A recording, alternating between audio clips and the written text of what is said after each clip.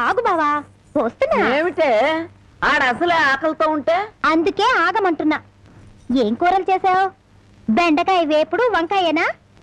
చూడు బామ్మా, నీ ముద్దుల మనవడికి బెండకాయ పెడితే ఇంకా ముదిరిపోతాడు.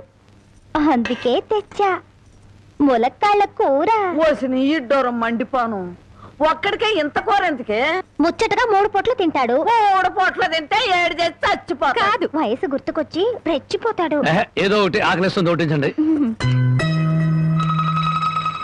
ములక్కాళ్ళ కూర తెచ్చి నువ్వు ఎందుకు పెడుతున్నావో నాకు అర్థమైందిలే. ఏ ఎందుకంట? బావకి ఇష్టం అని పెట్టాను. అదేం కాదులే, ములక్కాళ్ళ కూర తిన్న మగాడు మోరెత్తుకుని ఎంట పడతాడని పెట్టావు.